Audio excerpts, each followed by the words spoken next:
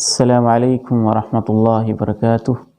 الحمد للہ رب العالمین والصلاة والسلام علی اشرف الانبیاء وخاتم المرسلین، اشہد ان لا الہ الا اللہ وحدہ لا شریک لہ واشہد ان محمدا عبدہ ورسولہ، اما بعد فاعوذ باللہ السمیع العلیم من الشیطان الرجیم من ہمزہ ونفخہ ونفثہ۔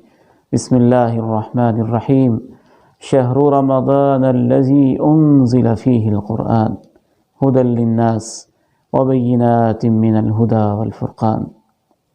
انتہائی قابل احترام ناظرین و سامعین، رمضان المبارک ہم پر سایہ فگن ہے، اور اللہ کی توفیق سے ہم عنقریب اس مبارک مقدس محترم مہینے میں داخل ہونے والے ہیں۔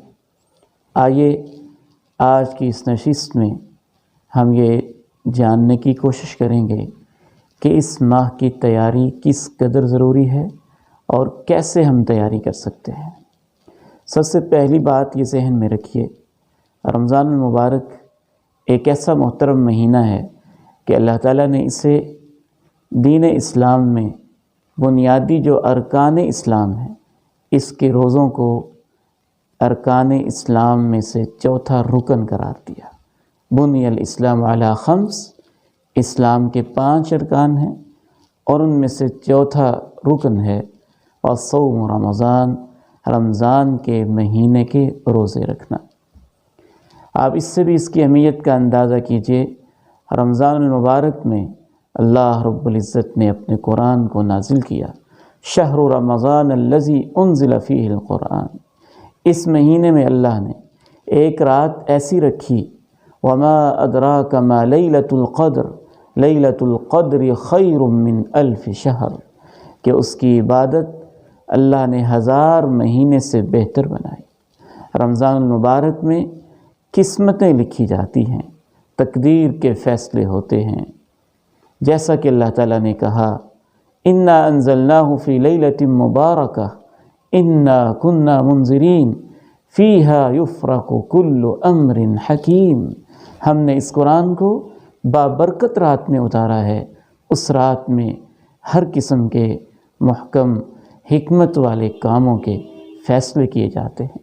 رمضان میں اللہ رب العزت جہنم کے سارے دروازے بند کر دیتے ہیں۔ رمضان میں جنت کے 8 دروازے رب کریم کھول دیتے ہیں۔ رمضان میں ایک فرشتے کی ڈیوٹی ہوتی ہے، وہ آواز لگاتا ہے یا باغی الخیر اقبل، خیر کے چاہنے والے دوڑ کے آ۔ ایک اور آواز لگاتا ہے یا باغی الشر اقصر، اے برائی کے طالب رمضان آ گیا ہے، اب تو باز آ جا، اب تو رک جا۔ رمضان میں رب کریم ایسا انتظام کرتے ہیں کہ شیاطین کو، سرکش شیاطین کو پابند سلاسل کر دیتے ہیں، اللہ تعالیٰ ان کو جکڑ دیتے ہیں۔ رمضان المبارک میں اللہ رب العزت کی طرف سے صرف یہی نہیں کہ سب انتظامات ہیں اور یہ برکتیں ہیں، اس تصویر کا ایک دوسرا رخ بھی ہے، ذرا توجہ سے سنیے گا۔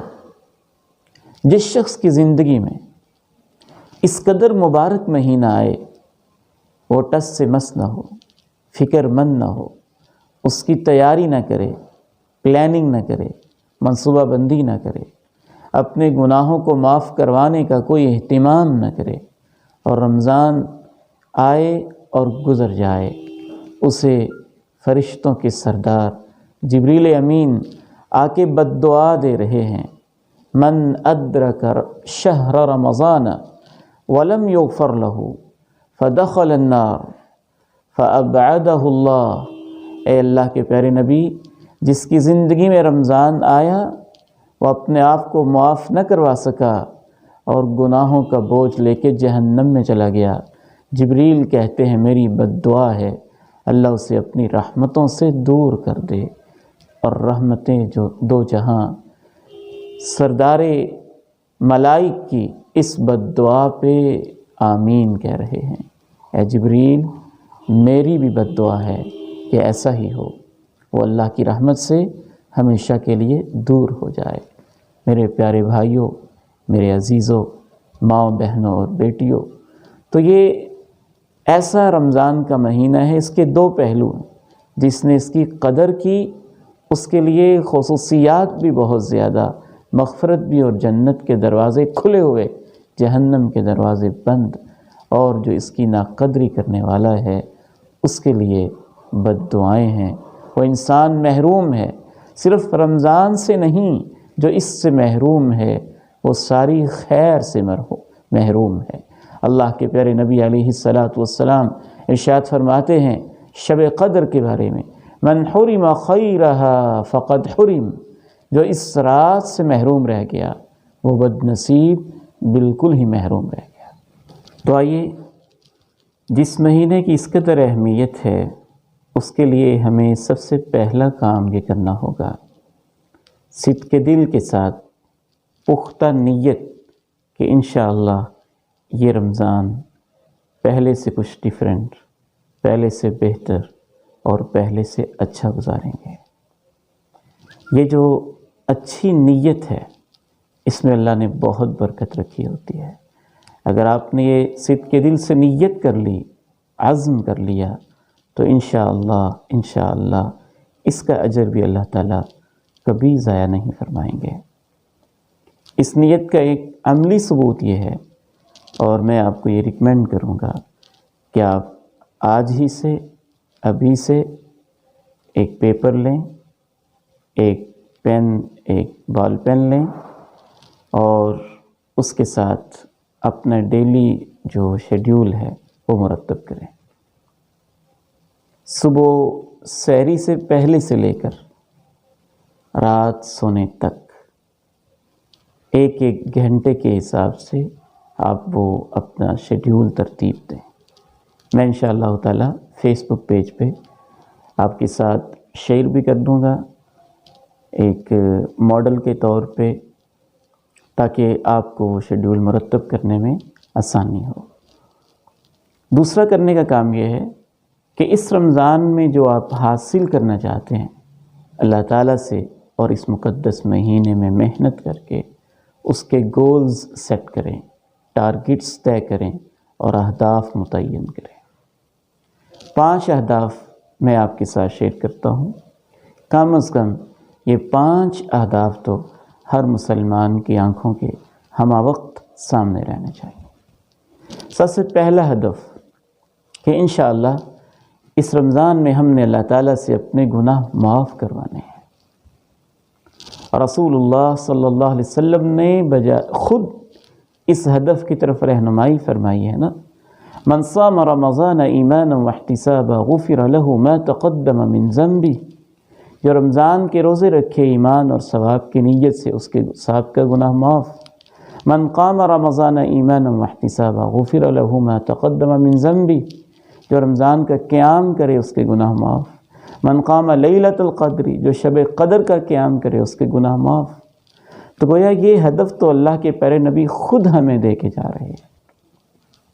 اس ہدف کو حاصل کرنے کے لیے اگر آپ کے لیے ممکن ہو تو بیٹھیں، نوٹ کریں، خصوصاً کبیرہ گناہ، کہیں ان میں سے کوئی گناہ تو آپ کے اندر نہیں پایا جاتا، شرک، قتل، بدکاری، زنا، چوری، شراب نوشی، یہ جو کبیرہ بڑے بڑے گناہ ہیں، جھوٹ، بہتان، جادو، بڑے بڑے گناہ۔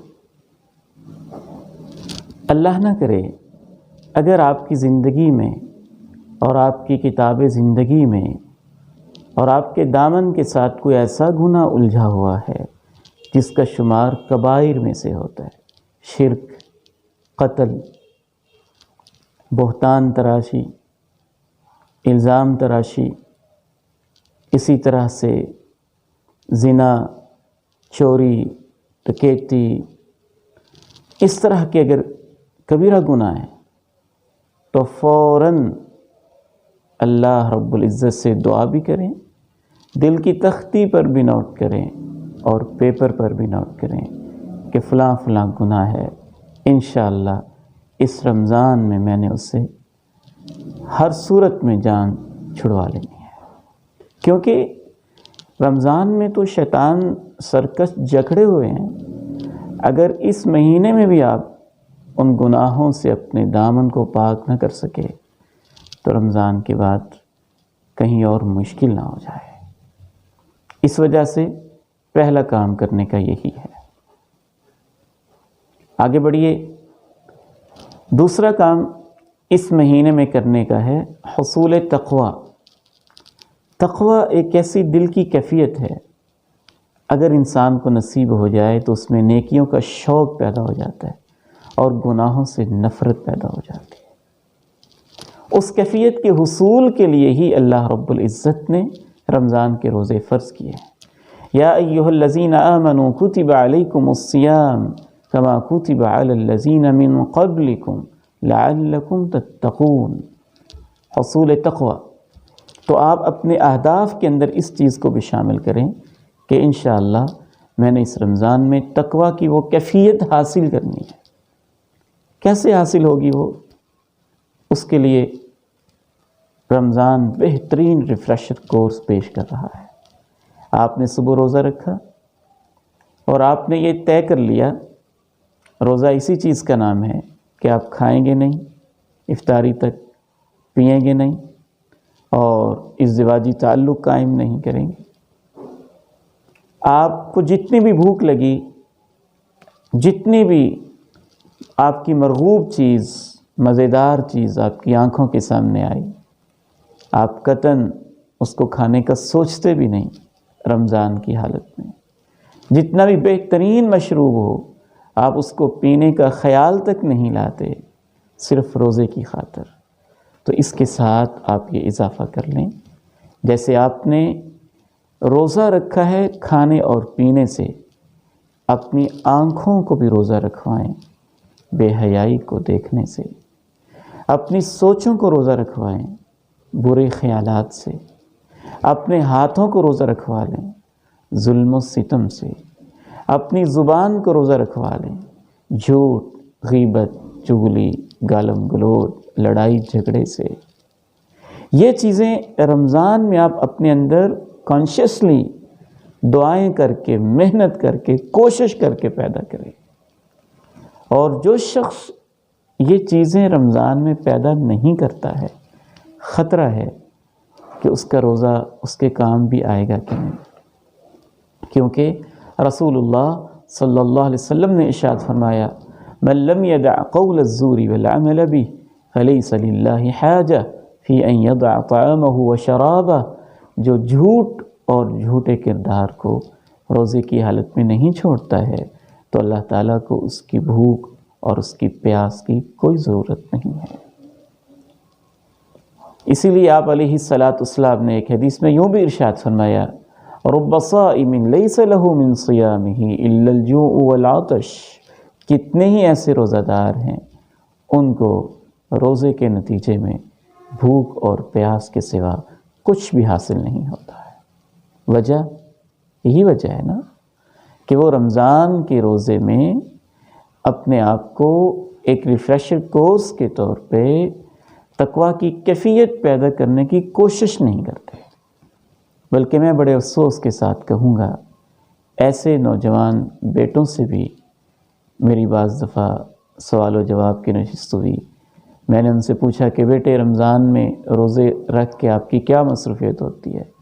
کہنے لگے جی کوئی ڈرامہ، کوئی فلمیں، کوئی ایسی چیزیں ہم دیکھتے ہیں۔ میں نے کہا بیٹے یہ تو روزے کے مقصد کے منافی ہے۔ کہنے لگے سر جی اس کے بغیر روزہ گزرتا نہیں ہے، اس کو نبھانا بہت مشکل ہو جاتا ہے۔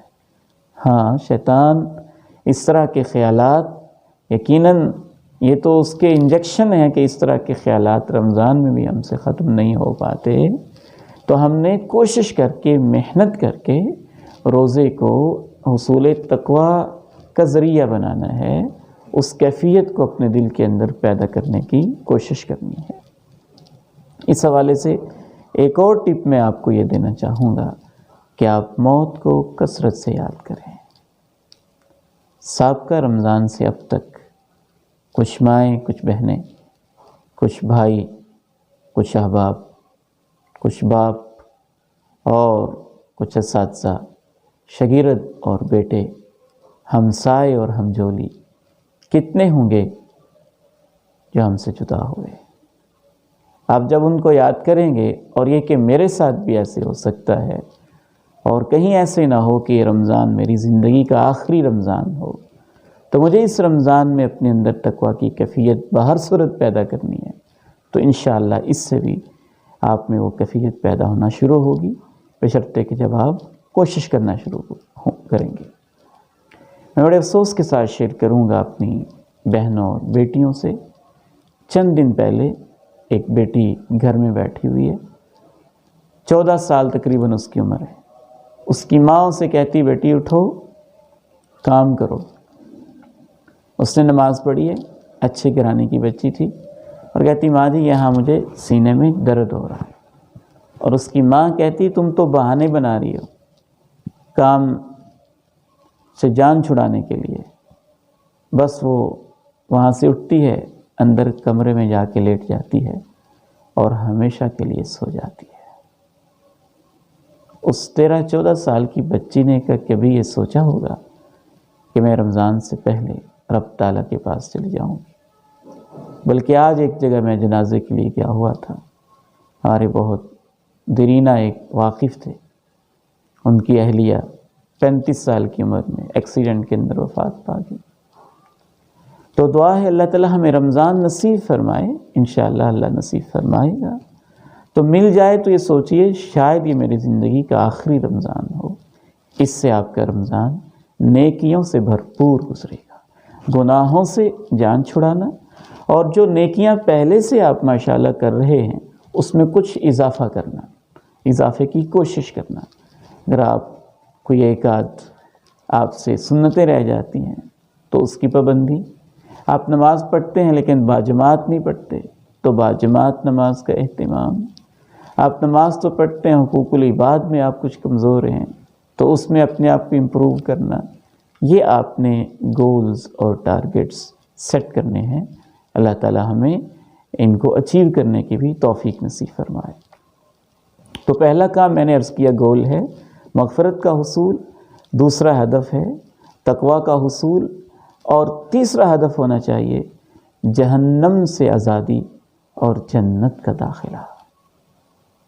جہنم سے آزادی اور جنت کا داخلہ، ان دو چیزوں کا بھی رمضان سے بہت گہرا تعلق ہے نا۔ جنت کے دروازے 8 کھلے ہوئے ہیں، جہنم کے 7 دروازے بند ہیں۔ تو اسی لیے کہ انسان ہمیشہ کے لیے اپنے اوپر رمضان میں ایسی محنت کرے کہ جہنم کے دروازے بند ہو جائیں اور اس کے لیے جنت کے دروازے کھل جائیں۔ بلکہ جنت کے تو ایک دروازے کا نام بھی باب الریان ہے نا، روزے کی مناسبت سے روزہ داروں کو اس دروازے سے گزارا جائے گا۔ اللہ کے پیارے نبی علیہ الصلاۃ ارشاد فرماتے ہیں 3 طرح کی روایات ہیں۔ ایک روایت میں ہے کہ ہر رات، رمضان کی ہر رات میں اللہ لوگوں کو جہنم سے آزادی دیتا ہے۔ ایک دوسری روایت میں ہے ہر دن اور رات میں جہنم سے آزادی دیتا ہے، اور ایک تیسری روایت میں ہے ہر افطاری کے وقت اللہ تعالیٰ لوگوں کو جہنم سے آزادی دیتا ہے۔ ایک چوتھی روایت اگرچہ اس میں کچھ ضعف ہے، لیکن امام منذری رحمہ اللہ نے کہا ہے مطابعات اور شواہد میں حسن درجے کی روایت اس کو قرار دیا جا سکتا ہے۔ اس میں اللہ کے پیارے نبی علیہ السلام ارشاد فرماتے ہیں کہ اللہ تعالیٰ رمضان کے ہر دن میں 60,000 لوگوں کو جہنم سے آزاد کرتا ہے، اور جب یوم الفطر ہوتا ہے تو اللہ جتنے پورے مہینے میں کیے ہوتے ہیں اس ایک دن میں اتنے لوگوں کو جہنم سے آزاد کرتا ہے، 18 لاکھ لوگوں کو جہنم سے آزاد کرتا ہے۔ تو آئیے چند وہ کام میں ان کی طرف اشارہ کرتا ہوں جن کے ذریعے سے جہنم سے آزادی ملتی ہے۔ ان میں سر فہرست سے اپنے آپ کو شرک سے پاک کریں، برے عقائد سے پاک کریں، ہمیشہ اللہ کے سامنے جھکیں، اسی سے مانگیں، اسی کے سامنے جھولیاں پھیلائیں۔ صدق کے دل کے ساتھ جو لا الہ الا اللہ کہہ دیتا ہے اس کے اوپر جہنم حرام ہو جاتی ہے۔ اسی طرح سے نمازوں کی پابندی ہمیشہ کے لیے شروع کر دیں۔ 40 دن جو شخص باجماعت نماز تکبیر اولیٰ سمیت ادا کرتا ہے، اللہ تعالیٰ اس کے لیے 2 برات کے سرٹیفکیٹ جاری کرتا ہے، ایک آگ سے آزادی اور دوسرے منافقت سے آزادی۔ اپنے اخلاق کو بہترین کریں، اس میں نرمی پیدا کریں، محبت پیدا کریں۔ اللہ کے پیارے نبی علیہ الصلاۃ والسلام ارشاد فرماتے ہیں کہ جو انسان ہینن لینن ہوتا ہے، دوسروں کے لیے نرم اور اس سے کام لینا دوسروں کے لیے آسان ہو، جو ایسا انسان ہوتا ہے، حرمہ اللہ علی النار، اللہ اسے جہنم کی آگ پہ حرام کر دیتا ہے۔ بچوں کی تربیت پہ خصوصی توجہ دیں۔ جو شخص بھی 3 بیٹیوں یا 3 بہنوں، آپ نے ارشاد فرمایا لیس احد من امتی یعول 3 بنات او اخوات فیحسن الیہن کن لہ سترا من النار، جو بھی 3 بہنوں یا 3 بیٹیوں کی پرورش کرتا ہے اور اچھی کرتا ہے، اچھی پرورش میں ان کی خوراک کے ساتھ ساتھ اچھی تربیت ہے، وہ بیٹیاں اور بہنیں اس کے اور جہنم کے درمیان دیوار بن جاتی، آڑ بن جاتی۔ ایک چوتھا ٹارگٹ جو آپ نے سیٹ کرنا ہے انشاءاللہ تعالیٰ، اور ہم نے اسے حاصل کرنا ہے کہ قرآن مجید کے ساتھ اپنا تعلق مضبوط کریں۔ ناظر میں کمزوری ہے تو اس میں بہتری لائیں۔ قرآن مجید بالکل معمولی، بعض لوگوں کو صرف آخری 3 سورتیں یاد ہوتی ہیں، تو اس میں کچھ اضافہ کریں، آخری پاؤ یاد کر لیں، آخری آدھا پارہ یاد کر لیں، آخری 10 سورتیں یاد کر لیں، جتنی اللہ تعالیٰ آپ کو توفیق دے۔ قرآن مجید کے ترجمہ نہیں آتا تو ترجمے کی طرف آگے بڑھیں، ترجمہ آتا ہے اور تفسیر مفاہیم کا نہیں پتہ تو اس کی طرف آگے بڑھیں۔ اور میں ریکمینڈ کرنا چاہوں گا اپنے تمام پڑھے لکھے ناظرین بھائیوں اور بہنوں کے لیے کہ 2 تفسیریں میری پسندیدہ تفسیریں ہیں۔ مختصر تفاسیر میں حضرت حافظ صلاح الدین یوسف حافظہ اللہ ورعاہ کی تفسیر احسن البیان، اس کو مطالعے میں رکھیں، اور مفصل تفاسیر میں حضرت حافظ عبدالسلام بھٹوی حافظہ اللہ کی تفسیر القرآن 4 جلدوں میں۔ اگر آپ نے کچھ بھی نہیں پڑھا تو احسن البیان سے سٹارٹ لے لیں، اگر آپ نے یہ پہلے پڑھی ہوئی ہے تو تفسیر القرآن حضرت حافظ عبدالسلام بھٹوی حافظہ اللہ کی، اس سے سٹارٹ لیں اور اس کا مطالعہ شروع کریں۔ قرآن مجید کی تلاوت، اس کا بھی گول سیٹ کریں۔ میں نے پورے رمضان میں 1 دفعہ، 3 دفعہ، 5 دفعہ، 10 دفعہ، کتنی مرتبہ قرآن مجید کی تلاوت مکمل کرنی ہے، اور اس کی باقاعدہ کوئی ٹائمنگ سیٹ کریں۔ ہر نماز کے ساتھ اگر 1 پارہ پڑھیں تو 5 پارے آسانی کے ساتھ ہو سکتے ہیں۔ اس طرح تعلق بالقرآن ہی کا ایک حصہ ہے تراویح، قیام اللیل کا اہتمام، قیام رمضان کا اہتمام، مسجد میں میسر ہو سکے تو بہت اچھی بات، باجماعت میسر ہو سکے تو بہت اچھی بات۔ باجماعت تراویح کی خاص فضیلت ہے۔ اللہ کے پیارے نبی علیہ السلام سے صحابہ نے کہا تھا جب آپ نے باجماعت پڑھائی، لو نفلتنا بقیت لیلتنا هذه، اگر آپ بقیہ رات بھی ہمیں نفل پڑھا دیں، تو آپ نے ارشاد فرمایا تھا کہ جو امام کے ساتھ یہ نماز پڑھتا ہے حتیٰ کہ امام فارغ ہو جائے تو باقی رات کا اس کے اجر میں، اس کے ثواب میں اللہ تعالیٰ کی طرف سے باقی رات کا ثواب اسے دے دیا جاتا ہے۔ تو اس حدیث سے ثابت ہوتا ہے کہ باجماعت جو نماز تراویح ہے یا قیام رمضان ہے، اس کی اپنی ایک خاص شان ہے۔ تعلق بالقرآن کے بعد آخری چیز ہے، اور آج کی ہماری اس گفتگو کا آخری حصہ، آخری ہدف کی طرف بڑھنے سے پہلے میں آپ کے ساتھ ایک خوشخبری بھی شیئر کرنا چاہوں گا کہ اللہ تعالیٰ کی توفیق سے میرا یہ ارادہ ہے انشاءاللہ تعالی کہ رمضان کی مبارک راتوں میں روزانہ 10:30 بجے قرآن مجید کی تفسیر آپ کی خدمت میں پیش کی جائے۔ مکمل تو ممکن نہیں ہو سکے گی کیونکہ اس میں ایک خلاصہ والا ماحول ہوتا ہے، بہت ساری چیزیں پھر سکپ کرنی پڑتی ہیں۔ انشاءاللہ تعالی میری یہ خواہش ہوگی کہ مفصل تفسیر کم از کم سورہ بقرہ کی یا جتنی ممکن ہو سکے روزانہ اپنے سب ناظرین اور سامعین کی اللہ تعالیٰ کی توفیق سے ان کی خدمت میں یہ ہم پیش کریں گے، چونکہ قرآن مجید میرا ایک خاص ذوق بھی رہا ہے اور دعا بھی رہی ہے کہ اللہ مجھے قرآن کا فہم دے دے۔ تو انشاءاللہ رمضان کی مبارک راتوں اور ساعتوں میں تراویح سے فارغ ہونے کے بعد 10:30 بجے روزانہ رب کریم کی توفیق سے تفسیر قرآن کا سلسلہ بھی ہم شروع کریں گے۔